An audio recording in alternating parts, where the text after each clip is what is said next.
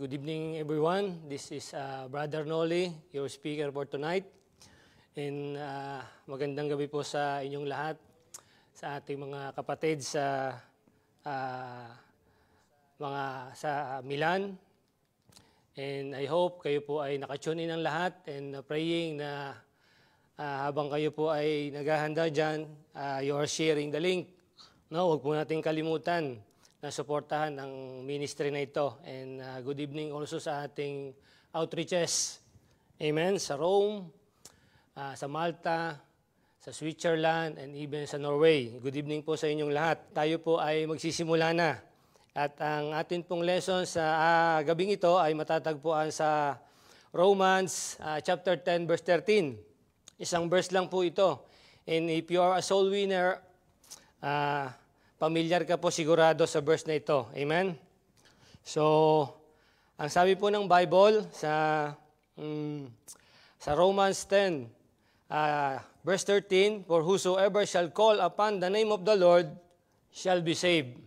Amen. Again, ulitin ko po, ang sabi ng Bible, for whosoever shall call upon the name of the Lord shall be saved. Ito po yung verse na ating pag-aaralan sa gabing ito, no? But before that, tayo po muna ay manalangin. Let's go to the Lord in prayer. Maraming Diyos, salamat pong muli sa pagkakataon that again, we are here, Panginoon, to serve you dito po sa ministry na ito, sa Gospel Hour. And we are praying, Panginoon, that tonight ay maging blessing po ang bawat isa sa aming gagawin, Panginoon, na paghahayag ng inyong salita, Panginoon. Kayo ang mag-glorify, kayo ang maitaas, at pangalan nyo lang po ang mabigyan ng lahat ng kadakilaan sa gabing ito, Panginoon. Mahayag po yung katotohanan at maitaas po ang inyong pangalan at hindi po ang aming sarili, Panginoon. Salamat po sa pagkakataon. And again, Lord, kung may mga kasalanan po kami sa aming puso't isipan, sa sandaling ito, Panginoon, kami po ay nagpapakumbaba at humihingi ng tawad at linisin niyo po kami, Ama, ng banal na dugo ng Panginoong Hesus upang kami po ay maging karapat-dapat sa gawain ito. At nawa po sa gabing ito, Panginoon, ay ang salita niyo po ang mangibabaw, ang bawat katotohanan, Panginoon, about sa kaligtasan, Panginoon, about sa gospel ng Panginoong Hesus ay mahayag po at maintindihan po ng mga bisita na everyone needs the Lord and everyone needs the salvation of their soul, Panginoon. Salamat po sa pagkakataon na kami po ang ginagamit nyo sa ministry na ito. Patuloy nyo pong pagpalain, even yung mga kapatid ko na kasama ko ngayon in the media ministry. Tulungan nyo po sila, Panginoon, na ma-assist po ng ayos yung mga gadget at yung mga microphone, Panginoon. Lahat po ng gagamitin, even the internet, Panginoon, ay i-bless nyo po, Panginoon, upang maging malinaw po sa gabing ito ang mensahe na inilagay nyo po sa puso ng inyong lingkod, Panginoon. Dalangin ko po sa gabing ito na puspusin nyo po ng inyong banal na espiritu ang inyong lingkod. Bigyan nyo po ako ng tamang salita at tamang mga prinsipyo na maihahayag, Panginoon, na malaman po nila yung katotohanan galing sa inyong salita, Panginoon. At nawa po, pagpalain nyo even yung mga bisitang na imbitahan. Buksan nyo po ang puso nila, Panginoon, sa inyo pong kabutihan, sa inyo pong pagmamahal, ay maunawaan po nila through this message na kayo po ay is a long-suffering God na naghihintay po sa bawat tao na tawagin ang inyong pangalan, Panginoon. At nawa po, Panginoon, sa gabing ito, pangalan nyo lang po ang sambitin nila at tawagin sa oras pati ng mga pangangailangan, Panginoon. Salamat po. Malayan nyo po ang lahat. Sana po ay maging kalugod-lugod ang aming pag-aaral sa inyong harapan sa gabing ito. Ito po ang aming dalangin sa tanging pangalan ng Panginoong Hesus. Amen. Amen. So, again, good evening po, and this is Brother Noli, and welcome again sa ating Gospel Hour. Again, yung atin pong pag-aaralan sa gabing ito, makikita natin sa Books of Romans, at ito po ay nasa chapter 10, verse 13, at ang sabi nga po ng Biblia, for whosoever call upon the name of the Lord shall be saved. no? And tonight, allow me to share to you the message that God impressed upon my heart, no po? At ito po ay pinamagatan kong more than one. Amen. More than one. Amen. No? Because I entitled it more than one because sabi po ay whosoever, no? At pag sinabing whosoever ay marami ang tinutukoy po nito. Hindi lamang isang tao kundi more than one. Amen.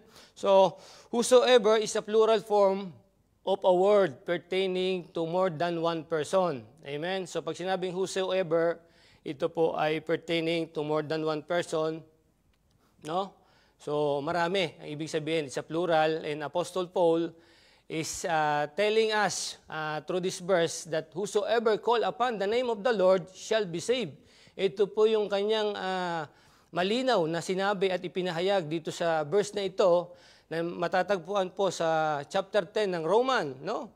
Ulitin natin, whosoever call upon the name of the Lord shall be saved. So malinaw, ang sabi po ni Apostle Paul, kung sino man yung tatawag sa pangalan ng Panginoon, ng Diyos, ay maliligtas.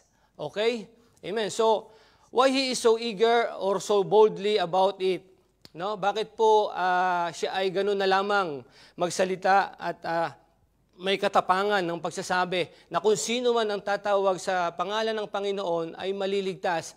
Alam niyo po, one day in his life, even Apostle Paul call upon the name of the Lord, no? And Apostle Paul is telling us through this verse that whosoever call upon the name of the Lord shall be saved. And why? No, why he so boldly about it? For he himself, one day, he called upon the name of the Lord.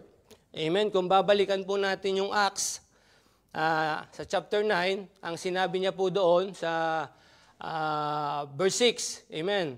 Ang sabi ni Apostle Paul doon sa verse 6 ng chapter 9 ng Acts, and he trembling and astonished said, no? Nanginginig siya noon nung tawagin niya yung pangalan ng Panginoon. Ang sabi niya, said, Lord, no? Yun po yung isang araw sa kanyang buhay na tinawag niya yung pangalan ng Panginoon. What will thou have me to do? Ano ang gusto mong ipagawa sa akin? Amen? So, even Apostle Paul ay tumawag sa pangalan ng Panginoon. Amen? And the Lord said unto him, arise. Pinatayo po siya ng Panginoon in that day nung siya ay tumawag, and go into the city, and it shall be told thee what thou must do. No? Yun po yung sinabi ng Panginoon. Okay? So, as I introduce you this lesson, ang sabi po ay ng ating introduction, the book of Romans was written by Apostle Paul in his third visit in the place of Corinth. Amen? So, 3 times na nagbisita siya doon sa place ng Corinth, and in the third time, doon niyo po sinulat yung libro, no, ng Romans, yung sulat niya sa mga tiga-Roman. And this book is portraying the sinfulness of people and explaining how the forgiveness of God is available. No, ito po yung nilalaman. Kung babasahin natin yung books of Romans, makikita natin doon yung ating kalagayan sa Panginoon at makikita natin how the Lord is so gracious na yung kanyang kapatawaran kung tayo ay magbabalik loob sa Kanya at magsisisi ng ating kasalanan. Yung forgiveness ng Panginoon is available, no? Hindi po siya magdadalawang isip na tayo ay bigyan ng kapatawaran kung tayo ay buong pusong magsisisi ng ating kasalanan. Amen? The letter was made for his intention to visit Rome. No? Sinulatan niya po, yung sulat na to ay sinulat niya dahil intensyonado siya na bisitahin yung mga tiga-Rome. No? And before his visit, he's preparing them. No? Bago niya siya bisitahin, nagpadala siya ng sulat to prepare them na siya ay darating. No? Nagpapasabi. No? And doon sa pasabing yon, kasama na po yung mga about sa doktrina. Amen. So that the Christian in Rome will have their own statement also of the great doctrines of God's grace. No, sadly, ito yung doktrinang ito ng Panginoon, sadly attacked by legalistic teachers in that place. No? Pag sinabi pong legalistic, is a strict adherence to the law rather than the Word of God. Mas pinapahalagahan nila yung batas ng tao rather doon sa salita ng Panginoon. No? Kaya nga po, mas importante yung salita ng Panginoon kaysa salita ng tao. Because the Bible is clearly na sinabi po niya, heaven and earth shall pass away, but my word shall not pass away. It is the Lord Jesus Christ. And 3 times niya po itong sinabi, even in Mark 13 verse 31 and Luke 21 verse 33, sinabi niya po ito, heaven and earth shall pass away, but my word shall not pass away. No? Lilipas ang lahat, pero yung aking salita ay mananatili. Amen? So whatsoever is in now, ano man yung uso ngayon in this day, it doesn't not matter. What matter is what God said. No? Hindi po mahalaga kung ano yung in ngayon. Ang mahalaga po sa panahon natin, even in our day, no, ay yun pa rin salita ng Panginoon at kung yun pa rin sinasabi ng Panginoon. No? So, this letter, in short, ang intention po ni Apostle Paul, that made the testimony of the Christian in Rome should be godly. Amen? So that the grace of God may see in them. So testimony, no? So yung dapat na yung patotoo ng mga Kristiyano sa Rome should be godly. No? Makita sa kanila talaga yung grasya ng Panginoon. Amen? So and for us Christian nowadays in our time should be the same. Maging sa atin pong panahon dapat ganun din yung atin. Patotoo, no? Should be godly. And the reason why, no, one of the reason kaya sinulatan siya ni Apostle Paul, he wanted to impart to them the truth that the God of that they are serving is not the God of the Jews only, but also the God of the Gentiles. Amen? Hindi po lang Diyos ng isang tao, yung Panginoon natin na pinaglilingkuran, kundi ito ay Diyos ng lahat. Amen? He is a God not only for one nation or one person, He is a God of more than one or the God of all. Amen? God is no respect or choosy of a person to give the gift of salvation because salvation is for all. Hindi po namimili ang Panginoon ng bibigyan ng kaligtasan. No? Lahat po tayo ay pwedeng tumawag sa pangalan ng Panginoon. Amen? God is no respect of person, hindi siya namimili. Ano mang kulay ng iyong balat, ano mang lahi, ano mang bansa, no? Lahat po ay pwedeng tumawag sa Panginoon at makareceive ng kanyang regalo ng kaligtasan. But the problem now is, and because that men, the problem po is men are ignorant about the truth of God. Ito yung problema, no? Because of tradition and religion. Amen? So, nakukonfuse yung tao. No? And because of that, men or the people did what is right according to their own righteousness and not the righteousness of the true God. But the Apostle Paul said and explained that whosoever call upon the name of the Lord shall be saved. Malinaw pong sinabi ni Apostle Paul dito sa kanyang sinulat. No? At makikita natin yung sulat niya sa chapter 10, Verse 13, that whosoever call upon the name of the Lord shall be saved. Malinaw na pinapaliwanag niya rito na lahat ng tao, no, hindi lamang isa, kundi more than one, ay pwedeng tumawag sa pangalan ng Panginoon at pwedeng maligtas. No? Amen? So the Bible is clear nung sabihin po niya sa John, verse 3, chapter 16, it is a famous verse, for God so loved the world that He gave His only begotten Son, that whosoever believeth in Him should not perish, but have everlasting life. So dito natin makikita sa verse na ito, yung patunay na yung pagmamahal ng Panginoon ay para sa lahat. Hindi lamang sa isa, kundi lahat po tayo ay mahal ng Panginoon. And even, hindi lamang sinabi ng Panginoon ang bagay na ito, kundi may kalaki pa itong pangako. No? And even in 2 Peter 3:9, the Lord is not slack concerning His promise. Ibig sabihin, hindi po slack yung Panginoon concerning His promise. Pag sinabi niya, yung pangako niya ay ginagawa ng Panginoon. As some men count slackness, no? Yung ibig sabihin, hindi tumutupad sa pangako. Amen? But God, concerning His promise, ay ginagawa niya po. But is long-suffering to usward. Amen? Handa siyang magtiyaga at maghintay, no? Para sa ating lahat. Not willing that any should perish because He loved us, for God so loved the world, hindi niya gusto tayong mapahamak lahat, but that all should come to repentance. Hinihintay niya po ang bawat isa sa atin na magtungo sa pagsisinisi ng kasalanan. Amen? So, it is more than one para po sa lahat ng kaligtasan. For whosoever call upon the name of the Lord shall be saved. And now, it was more than one because, alam niyo po ba, it was more than one because the promise is for all. Ito po yung ating point number 1. The promise is for all. Amen? So, ang sabi ng Bible, dito po tayo magdodwell sa isang verse na ito. At sabi ko nga kanina, kung ikaw po ay isang soul winner, pamilyar na pamilyar po sa iyo ang verse na ito. Sapagkat itong verse na ito ay kadalasan ginagamit po ng ng bawat isa. Those brethren na lumalabas, hindi po nawawala ang verse na ito. Kasi ang sinasabi natin ay yung katotohanan na galing sa Panginoon. For whosoever shall call upon the name of the Lord shall be saved, and the promise is for all. Okay. And take note for this phrase, for whosoever shall call. Ito yung sinabi ni Apostle Paul, kung sino man yung tatawag, and whosoever in Greek word is os, no? Meaning whoever or for everyone. No? Is two letters only, but it is meaningful.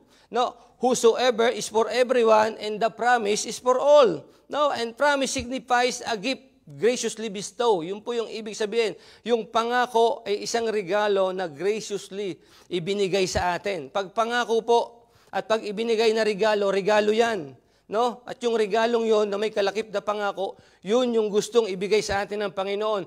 And that gift na sinasabi po dito ng ating text, that for whosoever call upon the name of the Lord shall be saved, not only for one man, hindi lamang para sa isang tao, no? It is for you, it is for me also, so it is more than one, not only for me, it is for you, no? Para sa atin, no? Not only for you and not only for me, but even to my family. Amen? Even to my family. No, regardless kung gaano karami yung aking pamilya, kung gaano kalaki yung aking angkan, meron sila lahat karapatan. No? Pwede lahat silang tumawag sa pangalan ng Panginoon. And not only my family, even your family. No? Regardless din kung gaano kalaki yung inyong angkan, regardless din kung gaano karami yung inyong pamilya, no? Pwede kayong tumawag anumang oras sa ating Panginoon. Amen? Not only your family, not only my family, your family has a friends. No? My family has a friends, at yung mga kaibigan natin yan, meron din silang mga pamilya. Pwede rin po silang tumawag sa pangalan ng Panginoon. Amen? Lahat po ito, lahat po ng tao, pwedeng tawagin ang pangalan ng Panginoon. Because the statement of Apostle Paul, for whosoever call upon the name of the Lord shall be saved. Kung sino man ang tatawag. Amen? So, masaya ka ba na yung pamilya natin, pwedeng lahat silang tumawag kung gugustuhin nila at kung nanaisin nila anumang oras? Pwede silang tumawag sa pangalan ng Panginoon? No? For those who will decide to call upon the name of the Lord will receive the promise. Lahat po na magde-decide na tawagin ang pangalan ng Panginoon ay makakatanggap ng kanyang pangako. Because the Lord is not slack, no, concerning His promise. If the promise of God is for all, meaning to say we are all included. Kung ito ay para sa lahat, lahat po tayo ay kasama. No? Sabi nga, God is not a respecter of person. Hindi siya namimili. Kung sino man yung nagnanais na tumawag sa kanyang pangalan, siya po ay welcome. No? The Lord is not slack concerning His promise. As some men count slackness, but is long-suffering to usward. Bakit? Not willing that any should perish. No? Ayaw na niya ng may mapapahamak. Ayaw niya tayo ng may mapahamak sa atin. No? Kaya nga sabi na, whosoever call upon the name of the Lord shall be saved, and not willing that any should perish, but that all should come to repentance. Sino man po ang magnanais that should go to repentance, magsisi ng kanyang kasalanan, ay welcome sa Panginoon. Tatanggapin niya po ng dalawang kamay na nakabuka, yung kanyang mga palad, as long na tayo ay magde-desire na magsisi ng ating kasalanan, pwede tayong tumawag sa pangalan ng Panginoon. And the only person that doesn't want to go to repentance, yung taong ayaw pumunta at magsisi ng kasalanan, are those stubborn people. And they have a bitter end. Amen? Yung ayaw pong sumunod sa Panginoon, they have a bitter end. Mapait yung kanilang katapusan. And if anyone call upon the name of the Lord, mga kapatid, if anyone call upon the name of the Lord, together with our repentance, ang sabi ng Bible, shall be saved. Shall be saved. Amen? If anyone call upon the name of the Lord, again, together with our repentance, shall be saved. No, for the Bible is true. Saan po natin nakuha yan? Sa Biblia, kung saan isinulat ni Apostol Paul, yung verse na ito na for whosoever call upon the name of the Lord shall be saved. No? For the Bible is true and the Word of God will not lie about this fact. Hindi po magsasinungaling ang salita ng Panginoon about sa katotohanan ito. Because ang sabi sa John 17:17, sanctify them through thy truth. Thy word is truth. Sino po nagsabi nito? It is the Lord Jesus Christ. Amen? And in 2 Timothy 3:16, all scripture is given by inspiration of God. No? Lahat ng kasulatan ay ibinigay at kinasihan ng Diyos. Para saan? And it's profitable for doctrine, for reproof, for correction, for instruction in righteousness. No? Pagtatama, pagsasaway, no? At paglalagay sa iyo sa katwiran. Amen? Pagtatama, no? Pagtuturo ng tama. Amen? Ang sabi sa Numbers 23 verse 19, God is not a man that He should lie. Ang Panginoon ay hindi tao na magsisinungaling. Amen? So, hindi po nagsisinungaling ang Diyos, neither the Son of Man that should repent. Hindi siya tao upang mag-repent dahil hindi naman siya nakakagawa ng kasalanan. He said, shall he not do it? Yung, pag sinabi niya ba, hindi niya gagawin? No, gagawin niya ito. Or hath he spoken? And shall he not make it good? Amen? God will not only do it. Pag sinabi po ng Panginoon, hindi niya lang gagawin, but He can make it also good. Amen? When God said, whosoever is for everyone, and He will do it. Amen? Pag sinabi niyang for everyone, He will do it. No? He has already proven it on the cross. Napatunayan na ito ng Panginoon sa cross nung gawin niya. Amen? No? Ang sabi sa verse 11 ng Romans 10, for the scripture saith, whosoever believeth on Him shall not be ashamed. For there is no difference between the Jews and the Greek. For the same Lord over all is rich unto all that call upon Him. Amen? Handa po ang Panginoon na tanggapin. Mayaman siya sa grasya. At anuman ang kalagayan ng tao sa buhay, siya ay malaya at pwedeng tumawag sa pangalan ng Diyos anumang oras. And you know what? There's a need for everyone to call upon His name. Meron pong pangangailangan na ang bawat isa sa atin ay tumawag sa pangalan ng Panginoon. Amen? For there is a danger. Danger of what? Danger of eternal death. Amen? Kaya binibigyan tayo ng pagkakataon ng Panginoon na tawagin yung kanyang pangalan. At sinabi niya mismo ito. Sinulat mismo ito ni Apostol Paul sa libro ng Romans that whosoever call upon the name of the Lord shall be saved. Ang pangako ng Diyos ay para sa lahat at hindi siya namimili anuman ang estado mo sa buhay. For there is no respect of person with God. Amen? At pag sinabing respect means no partiality. Walang pinipili. It is not the case to be ashamed to call upon the name of the Lord. Sometimes, alam niyo po, ang tao nahihiya pag sinabing tawagin natin yung pangalan ng Panginoon. Pero pag sa kasalanan, ang tao hindi nahihiya. One time, no, just only to share you, no? Pag yung tao minsan nasishare natin, no, na ibabahagi natin yung gospel by the grace of God. Pero pagdating na po doon sa, pag sinabi mo ng, pwede ba tayong manalangin, tawagin natin yung pangalan ng Panginoon, umaatras na. Amen? So, nakakalungkot, no? Nahihiya silang tawagin yung pangalan ng Panginoon, which the name of the Lord is the only name na pwede nating tawagin. at tayo'y maligtas, no? Huwag nating ikahiya ang pagtawag sa Diyos sapagkat ito ang kanyang kalooban para sa lahat ng may kalakip na pangako. When it comes to call upon the name of the Lord, many are ashamed. Why? Why? Why we are so boldly in telling about this promise?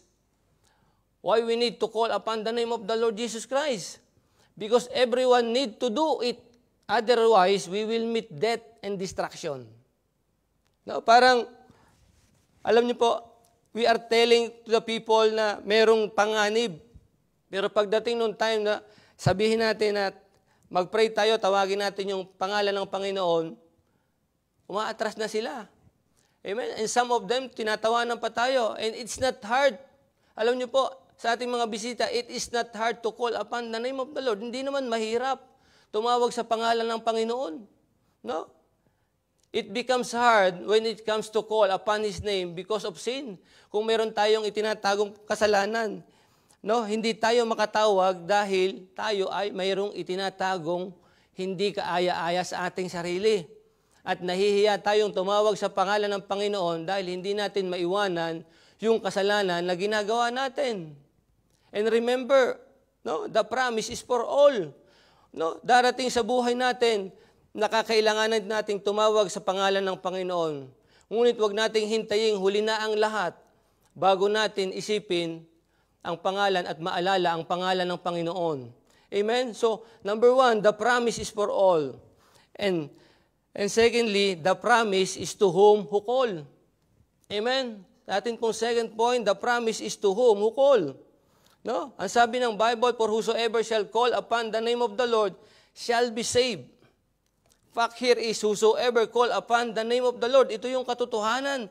Dito, whoever decided to call His name will receive the promise. And what is the promise here? Ano yung pangarap? Ano yung pangako dito? Na kung sino man, no? Individual. The promise is to whom who call. No? Yung pangako ay kung sinong gustong tumawag. Amen? And when you decide to call upon His name, you will receive the promise. And what is the promise? Ano yung pangako na naghihintay sa atin when we call upon the name of the Lord? Amen? Hindi po, remember that the Lord is not slack concerning His promise. What is the promise here? The salvation of our soul. Amen? Ito yung pangako dito. And having the eternal life in heaven. This is the promise na binabanggit dito ni Apostle Paul. Amen? Na kung sino mang tatawag sa kanyang pangalan, ang sabi ng Bible ay maliligtas. Maliligtas sa kapahamakan. Amen? The salvation of our soul is and having eternal life in heaven, that is the promise. Yun po yung pangakong nasa likod ng verse na ito. When someone call upon God's name, behind it, there is a hope. May pag-asa that the Lord will answer and give you His promise. As long na magdi-decide kang mag-repent ng iyong kasalanan. Amen? When someone call upon the name of the Lord, sa likod po nito, yung pangako niya ay nandoon. At hindi po, ang sabi ko nga kanina, the Lord is not slack concerning His promise. At pag sinabi niya, hindi niya lamang gagawin, at hindi niya lamang gagawing maayos, gagawin niya pang maganda. Yung kanyang pangako. Amen? The fact is, alam niyo po, ang katotohanan sa likod ng ito, minsan nahihiya tayo dahil nga sa ating mga itinatagong mali sa ating buhay. And the question is, if you call upon the name of the Lord, will you lose something? Kung tatawag ka ba sa pangalan ng Panginoon sa gabing ito, may mawawala po ba sa iyo? I think wala naman. Amen? In fact, ikaw pa nga yung magbe-benefit, no? Ikaw pa yung makikinabang. At that time, natawagin mo yung pangalan ng Panginoon because the Lord is not slack concerning His promise. Amen? And the fact is you are alive because of God's grace. Amen? Buhay po tayo dahil sa grasya ng Panginoon. An opportunity to call upon the name of the Lord. Amen? The name. No? The name of the Lords of Lords and the King of Kings. Amen? That, yun po yung pangalan ng Lord of Lords and King of Kings. Ano? Imagine, you have the opportunity to call upon the name of the King of Kings and the Lords of Lords. Amen? What a privilege. Amen? So, ano pa yung hinihintay natin? No? Ibinigay na sa iyo yung grasya ng Panginoon. Ikaw ay buhay ngayon. In fact, you are alive because of His wonderful grace. No, despite of all what is happened, lahat ng maraming nagdaan, maraming problema, maraming sakuna sa buhay. No, I don't know your life, pero meron sa atin may mga pinagdaan ng mahihirap, pero by the grace of God, nakasurvive po tayo and we become a remnant. Amen? Naging survivor tayo doon sa lahat ng sakuna sa buhay. Amen? Bakit? Because of His grace, His wonderful grace. No? And many of us has been through hardship in life. Lahat sa atin. Amen? Ay may pinagdaanan. No? But by the grace of God, we still here. Narito pa rin tayo dahil sa biyaya ng Panginoon. Amen? So, many of us has been through hardship, but narito pa rin po tayo dahil sa biyaya ng Panginoon. Ang sabi ng Joel 2:32, it shall come to pass that whosoever shall call on the name of the Lord shall be delivered. Amen? Kung sino man daw yung tatawag sa pangalan ng Panginoon, ay He will deliver him. From what? Doon sa mga pinagdadaanan nila. For in Mount Zion and in Jerusalem shall be deliverance, as the Lord hath said. And in the remnant whom the Lord shall call. No? Doon sa mga survive, no? The promise is for every individual who survive because of His wonderful grace. No, alam niyo po, nakikinig ka ngayon at nanonood ng online Bible study ng Gospel Hour because of the grace of God. Dahil sa biyaya ng Panginoon. Alam niyo po, pwede ka nang hindi biyayaan ng Panginoon ng buhay kaninang umaga. But because of His grace, umabot ka sa oras na ito ng hapon, natapos yung trabaho, o maybe you are still working because meron kang lakas na galing sa Panginoon. And if you are listening, don't harden your heart. Huwag mo pong patigasin ang iyong puso. No? If God is talking to you, use your mouth. Amen? Use your mouth and call upon His name. Amen? This is the time na tawagin na natin yung Panginoon.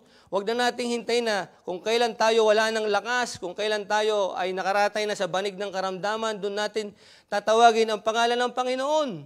Hindi po tama yun, no? Wala na tayong magagawa para sa Panginoon kung tatawagin natin siya kung wala na tayong lakas. No? If God is talking to you, use your mouth. Amen. You are a survivor of this corrupt world, and there's a purpose why. No, meron pong dahilan ng Panginoon kung bakit inalaw niya na makapakinig po kayo sa gabing ito ng kanyang salita. No?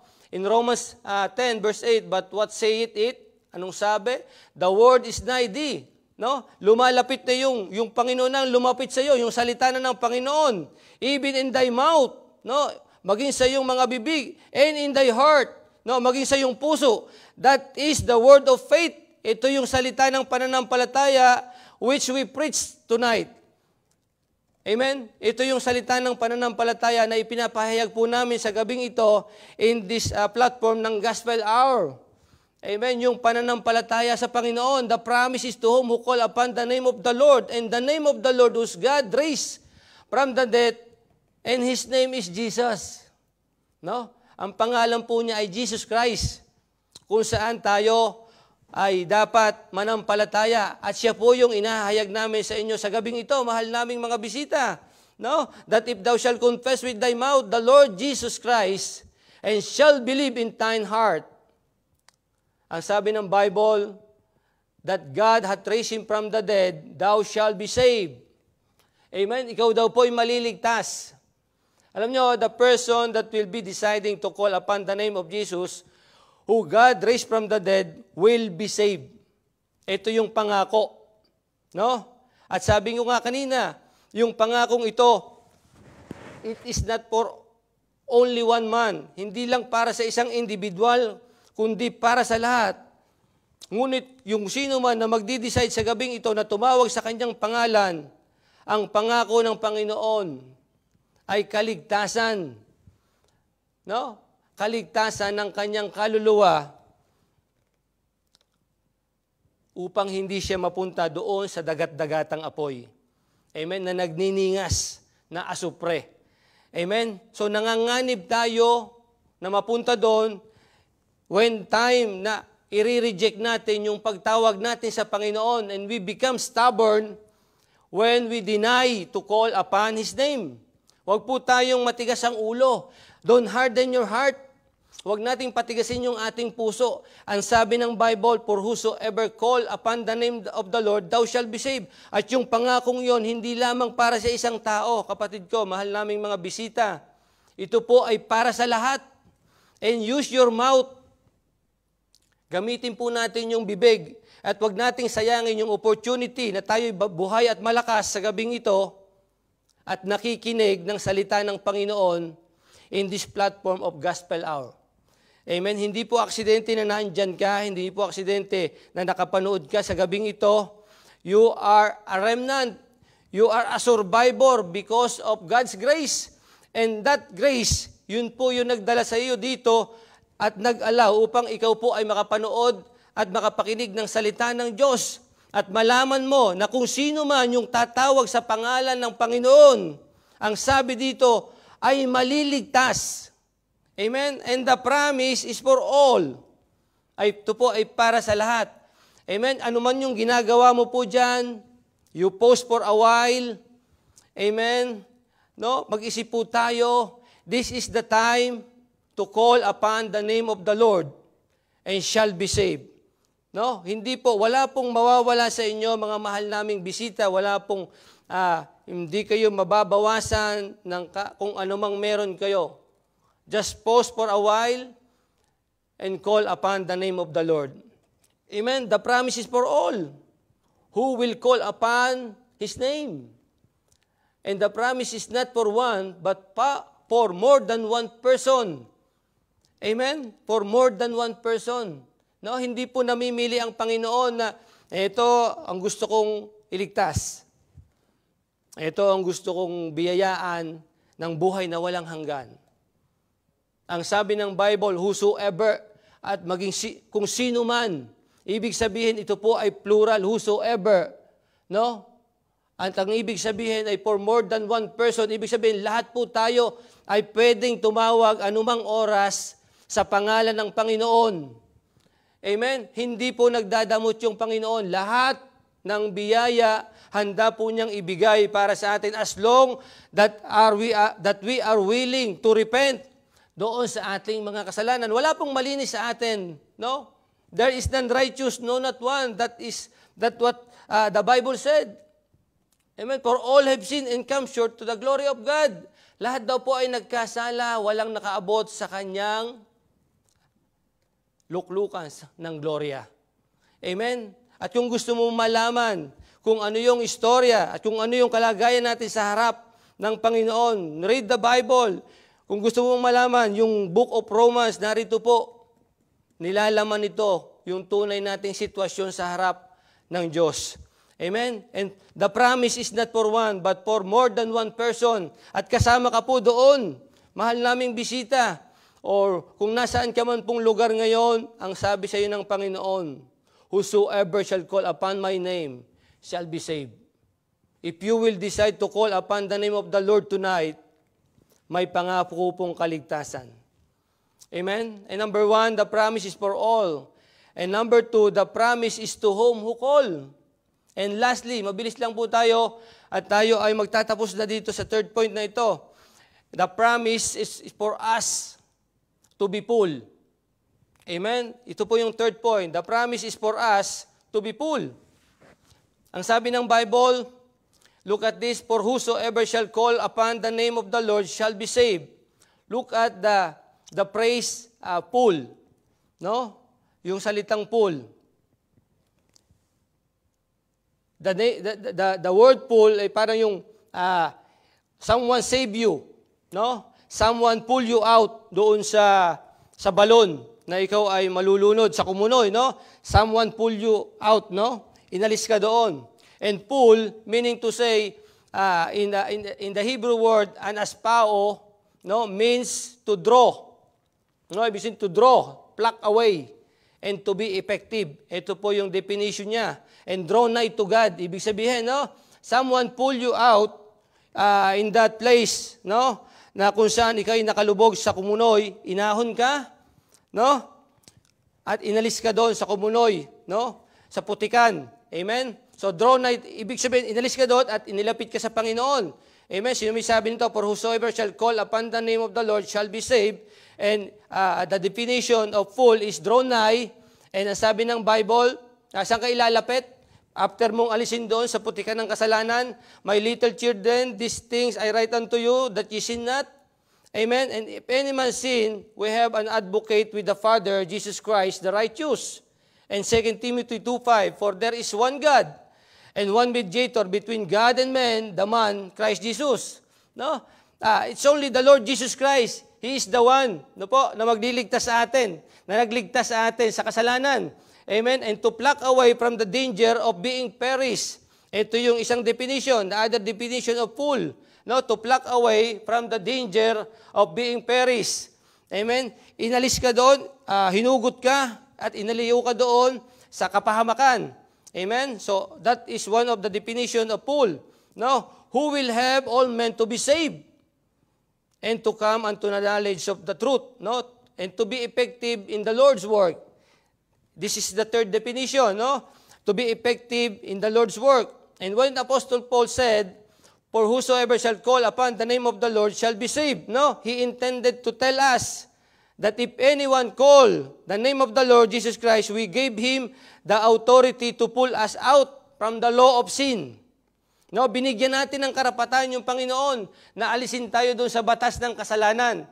Doon niya tayo inalis. No, that is the place where he pull us out. Amen.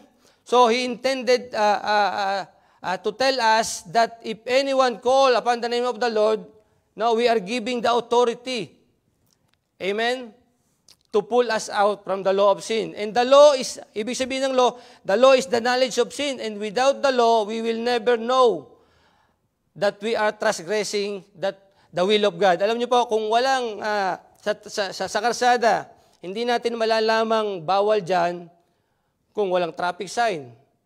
No? Kung walang batas na nagbabawal na huwag kang papasok diyan, no? Papasok tayo doon, bawal pala because hindi natin alam na bawal pala dahil walang nagsasabing bawal. No? So, that's why there is a law. And without the law, all are bound to eternal punishment without knowing it. Amen? Kung wala po yung batas, lahat po tayo mapapahamak nang hindi natin namamalayan. What shall we say? Is the law is sin? No? What shall we say? Is the law is sin? Mali ba yung law na ibinigay ng Panginoon? No. Ang sabi po ng Bible, what shall we say then? Is the law sin? God forbid. Ano? Hindi pinapayagan ng Panginoon. Nay, I had not known sin, but by the law, for I had not known lust, except the law had said, thou shalt not covet. No, hindi natin malalamang ito ay lust at ito ay bawal kung hindi sinabi nung batas. Amen? Thou shalt not covet, kung hindi sinabi sa atin ng for the law, no? That the law, kung hindi sinabi nung law na yun ay bawal, hindi natin malalaman. For without the law, there is no knowledge of sin, but we cannot be holy by the law. No? Hindi po natin tayo magiging banal sa batas. No one can fulfill the law because hindi po natin kayang gawin lahat ang law. No, we cannot even fulfill the number one law because through our weaknesses as a man, we already transgressed the other one. Di pa natin nagagawa po yung una, di pa natin napupulpil yung una, nagkasala na tayo sa pangalawa because of ating kahinaan as a man. No, if we fulfill the royal law according to the scripture, thou shalt love thy neighbor as thyself. You do well. Okay. No? Sinabi ng batas, mahalin mo ang iyong kapitbahay. Tama, maayos yung iyong ginawa. Pero, ang sabi dito, if you fulfill the royal law, according to the script, thou shalt love thy neighbor, ye do well. But if ye have respect to person, kung namimili ka naman ng mamahalin, ye commit sin. Nagkakasala pa rin tayo. Kung namimili tayo ng taong pakikisamahan o bibigyan ng ating attention o ng ating favor. no? And are convinced of the law as transgressor. Nagkasala pa rin po tayo. Yes, we love our neighbor, pero ang kasalanan natin doon, yung namili tayo kung sino yung ating mamahalin, no? But if you have respect the person, to person, ye commit sin, no? And are convinced of the law as transgressor. For whosoever shall keep the whole law, kung sino man daw makagawa ng lahat ng batas, and yet offend in one point, at nagkasala ka naman doon sa isa, ang sabi ng Bible, he is guilty of all. No? Guilty ka pa rin doon sa lahat. Amen? At wala pong taong makakapulfill ng lahat ng ito. Hindi natin kaya. We are weak. No? That's why, no? For he that said, do not commit adultery, said also, do not kill. Ito po yung sinasabi sa law. Now, if thou commit no adultery, yet if thou kill, thou art become a transgressor of the law. Kung ikaw ay hindi mo nagawa yung isa, pero nagkasala ka naman doon sa kabila, ikaw ay nagkasala pa rin doon sa batas. But ito po yung maganda. But Jesus Christ said, yung sinabi ng Panginoong Hesus naman, think not, ang sabi sa Matthew 5:17, think not that I am come to destroy the law or the prophets. I am not come to destroy, but to fulfill. Hindi po kailanman tinransgress ng Panginoong Hesus yung binigay na batas ng Panginoon. No? But He fulfilled it because hindi po natin kaya. It was the grace of the Lord Jesus Christ who gave us the freedom from the law of sin. Yung grasya lang ng Panginoong Hesus, kaya po tayo nakalaya sa kasalanan. Because of His righteousness, because of His blood na dumanak doon sa cross ng Kalbaryo, because of His life na ibinigay sa atin, no? Yung buhay niya na inialay, no? Because of the righteousness of the Lord Jesus Christ. And in Romans 7 verse 25, I thank God through Jesus Christ our Lord. So then, with the mind I myself serve the law of God, but with the flesh of the law of sin. Amen? And sa Romans 8 verse 2, for the law of the Spirit is life in Christ Jesus hath made me free from the law of sin and death. Alam niyo po, we are taught that salvation is by grace alone. Tinuruan tayo na yung kaligtasan ay sa grasya lang ng Panginoon. Hindi po natin ito pinagtrabahuhan. Ito'y ginawa na ng buong buo ng Panginoong Hesus 2,000 years ago doon sa cross ng Kalbaryo. And this gift is unearned. Ang tawag po rito is unearned favor from God for the undeserving men. Tutulad natin, and salvation is for those who put their trust in Jesus and His finished work through faith. Amen? Yung mga nanampalataya doon sa ginawa ng Panginoong Hesukristo, yun po yung nakareceive ng pangako. No? We are not, this is unmerited favor. No, yung grace ng Panginoon, but because of His grace, tayo po ay nakalaya sa kasalanan. For by grace are ye saved through faith. Amen? Not of yourself, it is the gift of God. Not of work, lest any man should boast. And the only way we must be saved is by grace alone, through faith. Doon lang po tayo maliligtas. Amen? Yun yung pangakong sinasabi kanina. Amen? So, the promise is for us to full. Amen? The fulfillment of God's grace is by the sacrifice of His Son on the cross of Calvary. We do not have any parts of that sacrifice. And Jesus did on the cross, He used that sacrifice to pull us out from the law of sin. Amen? Ginamit niya po yung kanyang, binigay niya yung kanyang buhay at idinanak yung kanyang dugo para lang tayo alisin doon sa batas ng kasalanan. Dahil hindi po natin kaya kung tayo lamang. Naligtas tayo, nabigyan tayo ng pangako dahil lang doon sa grasya ng Panginoon. And the only name who has the power to pull us out in the law of sin is the name of the Lord Jesus Christ. Amen? In Matthew 28:8, and Jesus came and spake unto them, saying, all power is given unto me in heaven and earth. Amen? And neither is there any salvation in any other, for there is none other name under heaven given among men whereby we must be saved. And Jesus is the way. And sabi po niya, Jesus saith unto him, I am the way, the truth, and the life, and no man cometh to the Father except by me. Amen? And everyone can be saved. We just simply need to respond to His mercy and accept His gracious offer of forgiveness. Wala po tayong ibang dapat gawin, kundi tanggapin at to respond doon sa regalong ito ng Panginoon para sa lahat. Amen? This gift is His mercy and gracious offer, no, of forgiveness. Ito yung regalo. Amen? Ayan. Meron po tayong mga bisita and praise God for the 8 visitors that we have. Amen? Praise God po sa buhay ni Ma'am Edith Shaira Niebra from Rome. Si Ma'am Malana Robert from Milan. Si Ma'am Mary Jane. Si Sir Bams or Ma'am Bams, hindi ko po alam kung it's kung babae o lalaki, si Bams Unique, and si Sir Justin Ryan Mercado from Philippines, and si Ma'am Chiri Carte Bonifacio from Italy, and the Sorete family, Sorete Emily, amen, and si Sir Ronnie Cortiguera from the Philippines. Amen. Thank you po for tuning in. And I hope tayo po ay may natutunan. Amen. So, in order for you to be saved, in what name are you going to call upon? That is the question sa amin pong mga bisita. Sa ating 8 bisita. In order for you to be saved, in what name are you going to call? No?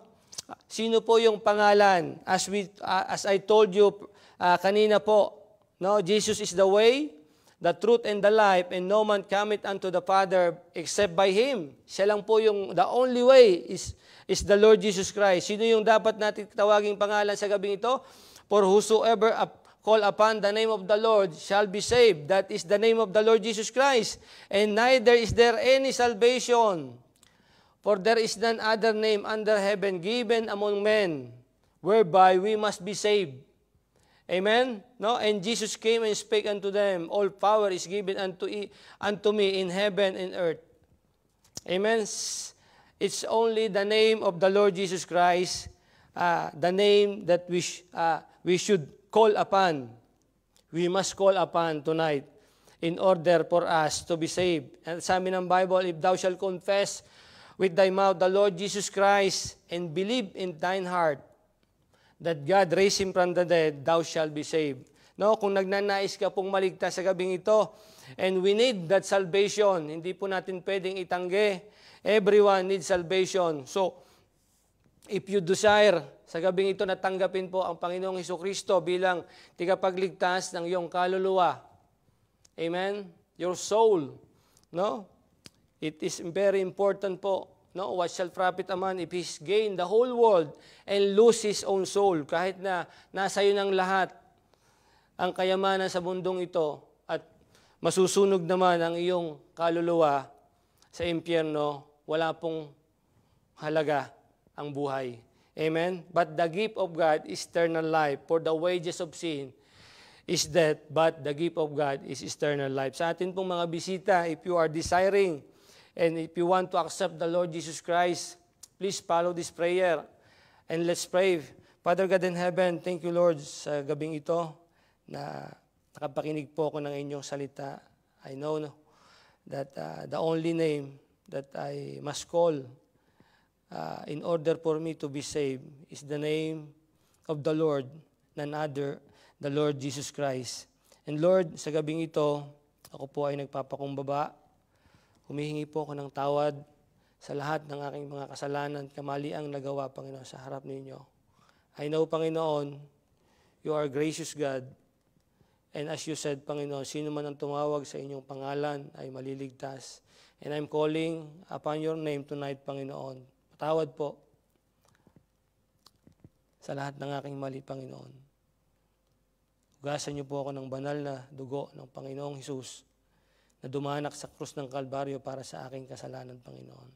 Sa gabing ito, Panginoon, pinagsisisihan kong lahat ng kasalanan ito at tinatanggap ko po si Jesus bilang aking Diyos at tigapagligtas ng aking kaluluwa. Salamat po sa buhay na walang hanggan. Salamat po sa kapatawaran. At salamat, Panginoon, na ibinigay niyo po ang inyong buhay para sa akin. Ito po ang aking samot dalangin sa tanging pangalan ng Panginoong Hesus. Amen and amen. If you are a visitors tonight, I hope ikaw po ay tumawag sa pangalan ng Panginoong Hesus. And for us, in order to be saved, the only name, the only powerful name to call upon is the name of the Lord Jesus Christ. If you are a visitor and you are desiring to accept the Lord Jesus Christ, meron pong mga magpa-pop up dyan sa inyong screen. And pwede nyo po yung sagutin. And pwede nyo isulat, I accept the Lord Jesus Christ, Brother Noli, as my Lord and Savior. And just type yes or amen in order for you na malaman po namin na you repented of your sin and accepted the Lord Jesus Christ as your Lord and Savior. The heaven is rejoicing, the angels in heaven is rejoicing upon one sinner who repented of her sin, no? Alam niyo po, hindi lahat our work, our labor is not in vain. Amen? And praise God for that one soul who repented of her sin. Amen? So in our conclusion, ang sabi po sa ating conclusion, calling the name of the Lord is free. And there is no difficulties in doing so. Hindi po mahirap tawagin ang pangalan ng Panginoon. May hirapan tayo kung meron tayong tinatago. No? Pero kung wala naman tayong tinatago at handa naman natin itong pagsisihan, hindi po mahirap tawagin ang pangalan ng Panginoon. Amen. So again, calling the name of the Lord is free and there's no difficulties in doing so. For His promise is for all. And to those who intended to call, He also promised to pull us out in the law of sin. As long that we are willing to repent in every sins we have. For whosoever call upon the name of the Lord shall be saved. Father God in heaven, salamat po sa gabing ito. Thank you for one profession of faith. And we are praying for her, Panginoon, kay Sister Mary Jane. Sana po, Panginoon, saan man siyang lugar nandun, Panginoon, ay makatagpo po siya ng Sound Church upang magamit po sa pagpatuloy ng kanyang tinanggap sa gabing ito, Panginoon. Salamat, Panginoon. And we know that our labor is in vain. Maybe may mga nakinig po, Panginoon, na hindi lang naisulat na they are accepted you as their Lord and Savior, Panginoon. But touch their heart, Panginoon. Ang mahalaga po, Panginoon, ay naihayag po namin yung mabuting balita na mayroon pong tigapagligtas at ang pangalan po niya ay Jesucristo, Panginoon. Patuloy niyo pong pagpalain ang platform na ito. Amen. We are praying sa continuous healing mercy po para sa aming pastor, Panginoon. And we are praying na makasama po namin siya. Always, Panginoon, at kayo po magpagaling sa kanyang karamdaman sa ipin, Panginoon. Salamat po, even sa grace nyo kay Ma'am Agnes, Panginoon. Nakaabot po ng 9 months yung kanyang pagbubuntis. And we are thankful sa lahat po ng biyaya na pinagkakalob nyo sa bawat isa sa amin. Even yung mga pagpapagaling nyo po sa mga kapatid namin na may karamdaman. And continue to bless the outreaches, Panginoon, that also them, Lord, ay magpatuloy at magkaroon ng eagerness, Panginoon, na makapag-win ng kaluluwa po para sa inyong kapurihan, Panginoon. Salamat sa lahat, Panginoon. At again, Lord, sa inyo lamang ang kapurihan at kadakilaan sa gabing ito. Ito po ang aming dalangin sa tanging pangalan ni Jesus. Amen. Thank you po and God bless you all. Amen. So purihin po yung Panginoon sa gabing ito. And to God be the glory. And this again, Brother Noli, saying, God bless you all.